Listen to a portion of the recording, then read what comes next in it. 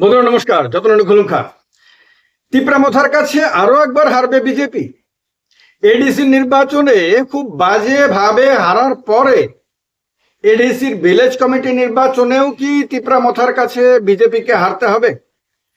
বাধ্য হয়ে ইচ্ছার বিরুদ্ধেই রাজ্য সরকারকে আপনার সেপ্টেম্বর মাসে ভিলেজ কমিটি নির্বাচনের কথা বলতে হয়েছে, জানাতে হয়েছে সুপ্রিম কোর্টে।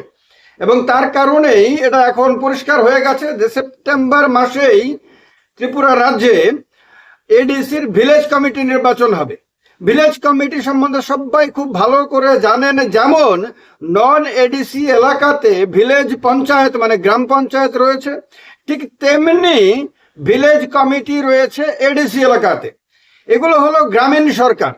এই গ্রামীণ সরকার নির্বাচন 2016 পর থেকে আর হয়নি ত্রিপুরাতে, এবং বারবার এই নির্বাচনকে ঠেকানোর জন্য যথাসম্ভব চেষ্টা করা হয়েছিল, কিন্তু শেষ পর্যন্ত তিপ্রামথার তরফে হাইকোর্ট, সুপ্রিম কোর্ট লড়াই করার কারণে শেষ পর্যন্ত বাধ্য হয়েছে যে জানাতে সেপ্টেম্বর মাসেই এডিসির ভিলেজ কমিটি নির্বাচন হবে।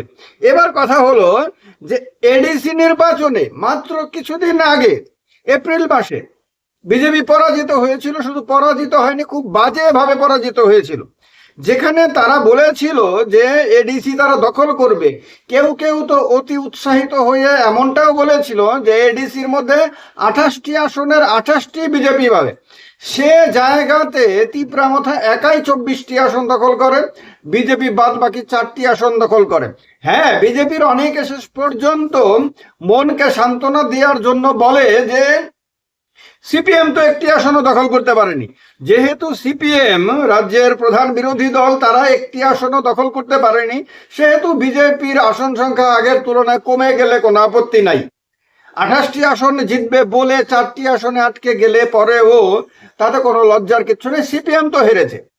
এবার কথা হলো, এই যে পরাজয়টা হয়েছিল এডিসিতে, সেটা কিন্তু সারা ভারতবর্ষে ব্যাপকভাবে প্রচারিত হয়েছিল।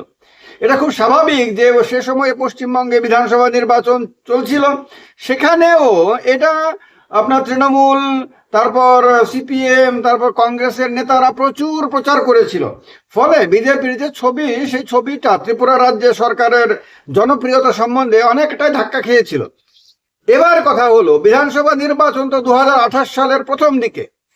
তার আগে যে গুরুত্বপূর্ণ নির্বাচনগুলো রয়েছে তার মধ্যে মিউনিসিপ্যাল নির্বাচন এবছর নভেম্বর ডিসেম্বর নাগাদ হয়ে যাওয়ার কথা, যদি সরকার কোনো কারণে নির্বাচন পিছিয়ে না দেয়। আর তার ঠিক আগটাতে আপনার এডিসির এই ভিলেজ কমিটি নির্বাচন। এই নির্বাচনগুলোতে বিশেষ করে যদি পাহাড়ি অঞ্চলে মানে এডিসি এলাকাতে যদি আপনার বিজেপি এবারেও খুব বাজে রেজাল্ট করে, তাহলে তার তো একটা মানসিক প্রভাব তো পড়বে আপনার ঠিক তার পরটাতেই মিউনিসিপ্যাল নির্বাচনে। কারণ সেখানে তো বিরোধীরা প্রচার করবে যে দেখো, যারা শহরাঞ্চলে নিজেদের গায়ের জোরে নির্বাচনগুলোকে দখল করতে চায়, তারা এডিসি এলাকাতে কিচ্ছু করতে পারে না। এডিসি এলাকাতে শরিক দলের কাছে তারা বারবার পরাজিত হয়। শরিক দল, একই মন্ত্রিসভাতে থাকা আরেকটি দল যারা তাদের তুলনায় অনেক ছোট, সেই দলের কাছে গিয়ে তারা কোনো হম্বিতম্বি করতে পারে না তাদের সমস্ত কিছু শহরাঞ্চলগুলোতে।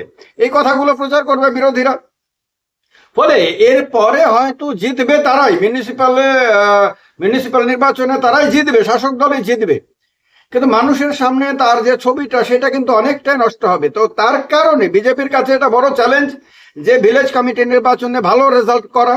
ভালো রেজাল্ট করা মানে কি, অধিকাংশ আসনে জিততে না পারলেও কাছাকাছি যাতে জিততে পারে, অন্তত পক্ষে 30-40% আসনে যাতে বিজেপি জিততে পারে, 30-40% ভিলেজ কমিটি যাতে বিজেপি দখল করতে পারে, সেটা তো তাকে চেষ্টা করতেই হবে। এটা তার কাছে বিরাট বড় চ্যালেঞ্জ। আর এটাও ঠিক যে বিধানসভা নির্বাচনে যে 20টি এসটি সংরক্ষিত আসন রয়েছে, সেই আসনগুলোতে যদি বিজেপি ভালো রেজাল্ট করতে না পারে, তাহলে তো বিধানসভা নির্বাচনে আবার জিতে আসা তার জন্য খুব কঠিন হয়ে যাবে। কারণ গত নির্বাচনে বিজেপির আসন কমেছিল, কমার কারণে একরকম খাদের কিনারায় এসে কোনো মতে সরকারটাকে টিকিয়ে রাখা হয়েছে। এই অবস্থাতে এই নির্বাচন, ভিলেজ কমিটি নির্বাচন খুব গুরুত্বপূর্ণ। এটা শুধুমাত্র যে একটা ভিলেজ কমিটি এলাকার মানুষের জন্য গুরুত্বপূর্ণ তা না, কিন্তু এটা সারা রাজ্যের মানুষের জন্য গুরুত্বপূর্ণ। সারা রাজ্যের মানুষই তার জন্য এই নির্বাচনের দিকে তাকিয়ে রয়েছে যে কবে এই নির্বাচন হয়, সেই নির্বাচনে কে কিরকম রেজাল্ট করে, সিপিএম ঘুরে দাঁড়াতে পারে কিনা। যেহেতু ছোট ছোট ইউনিট, সেহেতু চেষ্টা করলে কংগ্রেস, সিপিএম এবং অন্যান্য বিরোধী দলগুলো কিছু কিছু আসনে বা কিছু কিছু কমিটিতে জিততে পারে, তারা যদি ভালোভাবে চেষ্টা করে। আবার বিজেপির কাছে যেহেতু প্রশাসনিক শক্তি রয়েছে, বিজেপিও চেষ্টা করলে অনেকগুলো আসনেই জিততে পারে। কারণ বিজেপির কাছে তো এসটি এলাকায়, এডিসি এলাকাতে বেশ কয়েকটা আপনার বিধানসভা আসন এখনো রয়েছে। সেই জায়গাগুলোতে চেষ্টা করলে কিছুটা ভালো রেজাল্ট করতে পারে। কিন্তু তিপ্রামথা যেভাবে আধিপত্য বিস্তার করে রেখেছে, যেভাবে এডিসি এলাকাতে তিপ্রামথা এখনো দাপট দেখাচ্ছে, তাতে কি তিপ্রামথাকে হারানো সম্ভব হবে বিজেপির?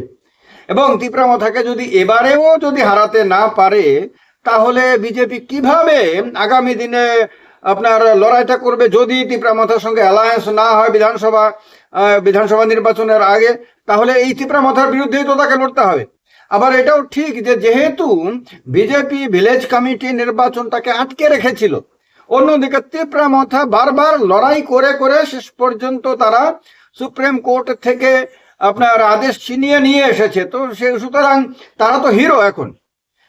তিপ্রামথা তো এখন পাহাড়ি জনতার কাছে, এডিসি এলাকার ভোটারদের কাছে তারা হিরো। কারণ তাদের লড়াইয়ের মধ্য দিয়ে এই ভিলেজ কমিটি নির্বাচনকে তারা একরকম ছিনিয়ে নিয়ে এসেছে।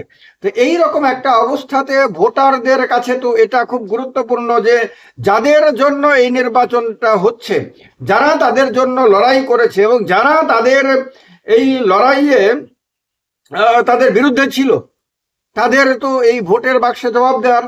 ফলে যারা তাদের জন্য লড়াই করে নির্বাচনটাকে অনুষ্ঠিত করার জন্য ব্যবস্থা করেছে, তাদেরকে তো মানুষ এবার আশীর্বাদ করারই কথা।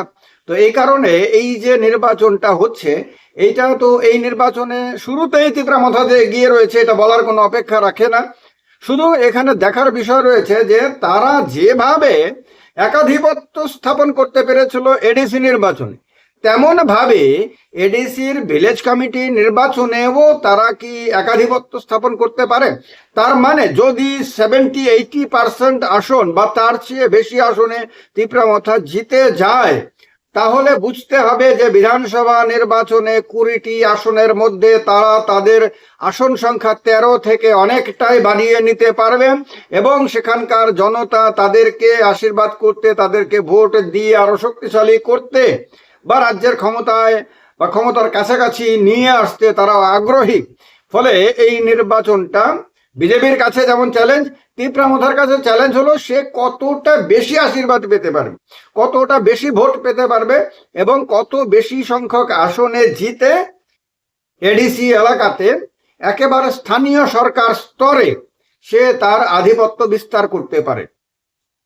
ফলে খুব ইম্পর্টেন্ট। আর সিপিএম যদি এখানে ছোট ছোট ইউনিটগুলো মানে ভিলেজ কমিটিগুলো বেশ কিছুটা হলেও সে যদি জিততে পারে, তাহলেও কিন্তু আপনার সে বার্তা দিতে পারবে যে তার সংগঠন এখনো শেষ হয়ে যায়নি। আপনাদের কি মনে হয় যে এরকমটা সম্ভব হবে?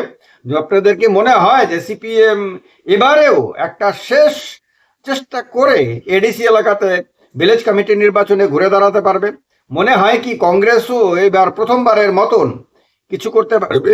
বা বিজেপি তারই শরিক দল রাজ্য সরকারে তিপ্রামথাকে এডিসিতে না পারলেও ভিলেজ কমিটি নির্বাচনে আপনার উচিত শিক্ষা দিয়ে তার ভাষায় পরাজিত করে অধিকাংশ আসনে বা 50% বা তার বেশি আসনে জিততে পারবে? মনে হয় কি? জানান কমেন্ট বক্সে কমেন্ট করে। ভালো লাগলে লাইক করে দিয়ে শেয়ার করে দেবেন। আর এরকম ভাবে আমরা ভিলেজ কমিটি নির্বাচন যেহেতু অত্যন্ত গুরুত্বপূর্ণ, সে নিয়ে আরো আলোচনা করব এবং তার সঙ্গে জড়িয়ে রাজ্যের বিধানসভা নির্বাচনে মানে কিরকম প্রভাব পড়তে পারে সে সমস্ত কিছু নিয়ে আমরা আলোচনা করব। ভালো থাকবেন। যতন খুলুমখা, সবাইকে নমস্কার।